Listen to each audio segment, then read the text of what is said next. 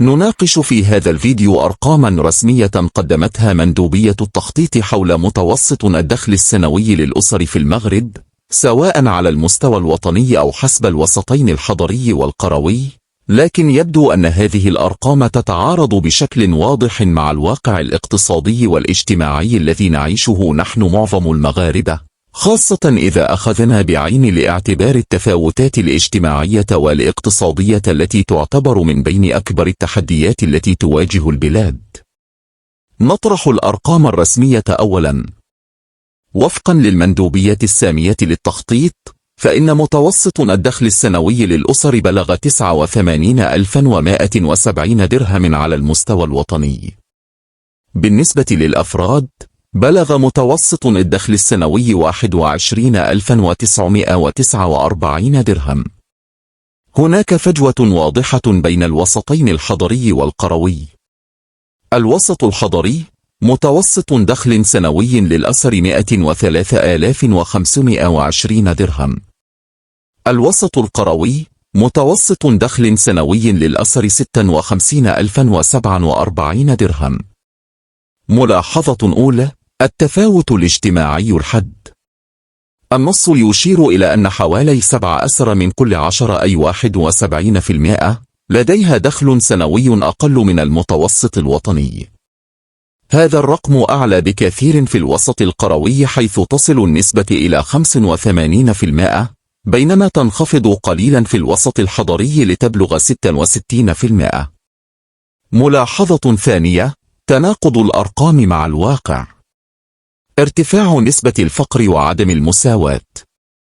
على الرغم من الأرقام الرسمية التي تشير إلى ارتفاع متوسط الدخل، إلا أن الواقع يكشف عن وجود نسبة كبيرة من السكان تعاني من الفقر والهشاشة وضعف مستوى المعيشة.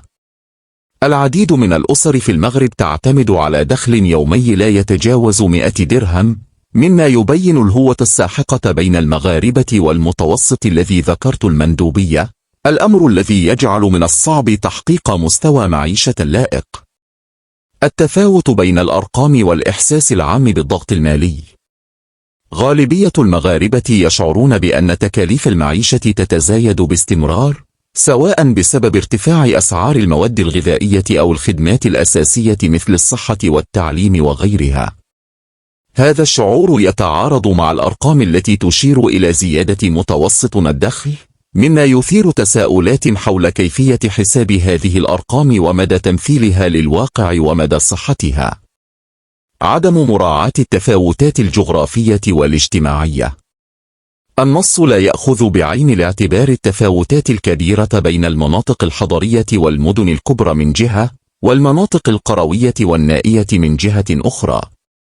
الأسر في المناطق القروية تعاني من ضعف البنية التحتية وقلة فرص العمل، مما يجعل من الصعب تحقيق دخل كاف لتلبية الاحتياجات الأساسية. تأثير الديون والاستدانة. العديد من الأسر المغربية تعتمد على الاستدانة لتغطية النفقات اليومية، مما يعني أن متوسط الدخل الحقيقي قد يكون أقل بكثير مما هو معلن. هذا الأمر لا يظهر في الإحصائيات الرسمية، ولكنه يؤثر بشكل كبير على جودة الحياة الفعلية للأسر. البطلة والعمل غير المهيكل. نسبة كبيرة من العاملين في المغرب يعملون في القطاع غير المهيكل، مما يعني أن دخلهم غير مستقر وغير مضمون. هذا القطاع لا يتم أخذه بعين الاعتبار بشكل كامل عند حساب متوسط الدخل، مما يؤدي إلى تضخيم الأرقام الرسمية.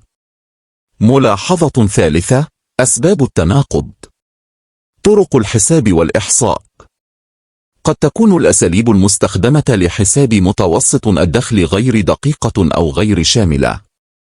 التركيز على الأرقام المتوسطة قد يغطي التفاوتات الكبيرة بين الأغنياء والفقراء. غياب بيانات شاملة.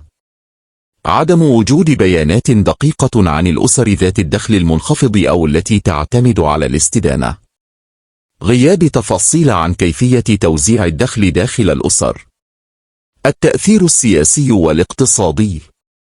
هناك احتمال أن تكون هذه الأرقام تستخدم لأغراض سياسية أو اقتصادية، مثل تقديم صورة إيجابية عن الاقتصاد المغربي. بعد هذه الملاحظات تبدو الأرقام الرسمية متفائلة وتتحدث عن ارتفاع متوسط الدخل السنوي للأسر، إلا أن الواقع المعاش يختلف تماما. معظم الأسر المغربية تواجه تحديات اقتصادية كبيرة، بما في ذلك البطالة، الفقر، ارتفاع تكاليف المعيشة، والتفاوتات الاجتماعية. لذلك من الضروري إعادة النظر في طرق حساب الدخل ومراجعة السياسات الاقتصادية لضمان تحقيق عدالة اجتماعية حقيقية وتحسين مستوى المعيشة لجميع المواطنين. الأرقام الرسمية لا تعكس الواقع الحقيقي لدخل الأسر المغربية بسبب التفاوتات الاجتماعية والاقتصادية والتحديات التي تواجهها الأسر ذات الدخل المحدود.